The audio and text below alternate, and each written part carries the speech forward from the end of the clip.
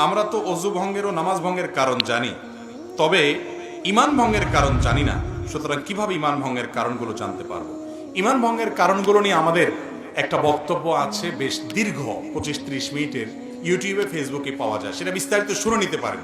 যেহেতু বোন প্রশ্ন করেছেন, তাকে আমরা এক নজরে ঈমান ভঙ্গের কারণগুলো জানাই দিচ্ছি। এটা খুব দরকারি কথা যে আমরা নামাজ ভঙ্গের কারণ জানি, অজু ভঙ্গের কারণ জানি, রোজা ভঙ্গের কারণ জানি, কিন্তু ঈমান ভঙ্গের কারণ জানি না। ঈমান কি ভাঙে না ভাঙে না? ভাঙে। তো ভাঙলে এবার ঈমান ভঙ্গের কারণগুলো বলতে পারবেন এরকম মানুষ কয়জন আছেন? হাত তোলেন। একজনও উঠান নেই। অজু ভঙ্গের কারণ জানেন যারা, তারা হাত তোলেন। সবাই জানেন, মাশাআল্লাহ। তাহলে অজু ভঙ্গের কারণ জানেন, নামাজ ভঙ্গের কারণ জানেন। অজু ভাঙলে, নামাজ ভাঙলে সেটা বড় বিষয় না ঈমান ভাঙলে সেটা বড় বিষয়? ঈমান ভাঙলে সেটা বড় বিষয়। ঈমান কিসে ভাঙে আপনি যদি না জানেন, তাহলে জোড়া লাগাবেন কেমন? ভাঙলে আবার সেটা আবার নবায়ন করবেন, রিপেয়ার করবেন কিভাবে? রিপেয়ার যদি না করতে পারেন, আপনার বয়স 80-90 চলে গেছে, ঈমান কতবার ভেঙে বসে আছে আপনি জানেনও না, জোড়া লাগান নাই, তাহলে তো আপনি বেঈমান হয়ে দুনিয়া থেকে যাচ্ছেন। ডেঞ্জারাস না বিষয়টা? এই যে ঈমান ভঙ্গের কারণগুলো সম্পর্কে জানা দরকার আছে না নেই?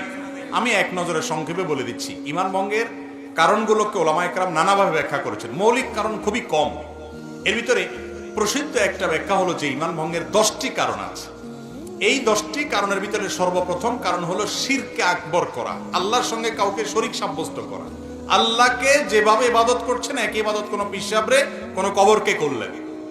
আপনি আল্লাহকে যেভাবে উপাসনা করতেছেন, সেই উপাসনাটা যদি কোনো মানুষকে করেন, আল্লাহকে যে ইবাদত নিবেদন করতেছেন, সেই ইবাদত একইভাবে অন্য কোনো মানুষ বা ব্যক্তিকে বা কোনো বস্তুকে করেন, যেভাবে মুশরিকরা কোনো মূর্তির সামনে ইবাদত করে সে যেরকম শিরকে লিপ্ত হয়, মুশরিক হয়ে যায়, মুসলমানের সন্তান ঈমান আনার পর যদি শিরকে আকবর করে, তাহলে সেক্ষেত্রে সে কি হয়? মুশরিক হয়।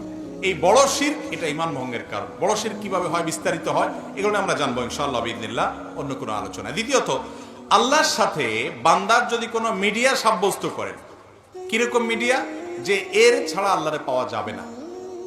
যেমন আমাদের অনেক ধর্মের ভাইরা মনে করেন যে আল্লাহকে পাইতে হইলে সরাসরি পাওয়া যাবে না, বিভিন্ন দেবতা ধরতে হবে, এই জন্য অনেক দেবতার পুজো করে তারপরে ঈশ্বর পর্যন্ত, আল্লাহ পর্যন্ত যেতে হবে। ইমানদার যদি মনে করে যে আল্লাহকে পাইতে হইলে আল্লাহর বিভিন্ন ভায়া আছে, এগুলো ধরতে হবে, ওনাদেরকে ছাড়া আল্লাহকে পাওয়া যাবে না, এরকম যদি মনে হয় এবং আল্লাহর ইবাদতটা তাদের মাধ্যমে করে, তাহলে সেটাও ঈমান ভঙ্গের কারণ। তৃতীয়ত, ঈমান ভঙ্গের কারণ হলো যে যদি কেউ